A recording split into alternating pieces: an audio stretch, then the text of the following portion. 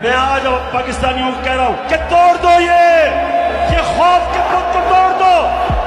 ये जो टेलीफोन आता है जी गुमनाम नंबर से धमकियां देने के लिए, वापस धमकियां दो उनको।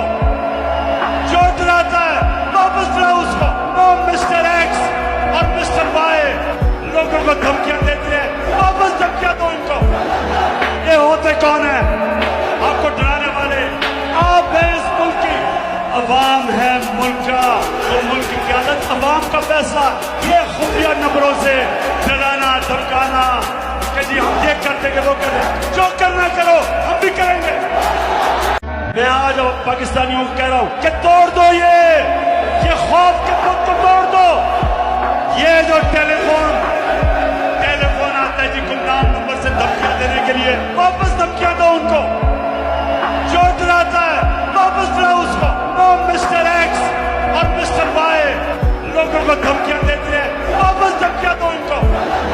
ये होते कौन है आपको डराने वाले? आप हैं इस मुल्क की अवाम है, मुल्क का तो मुल्क की क्यादत, अवाम का फैसला। ये खुफिया नंबरों से डराना धमकाना कि जी हम ये कर देंगे वो कर देंगे, जो करना करो।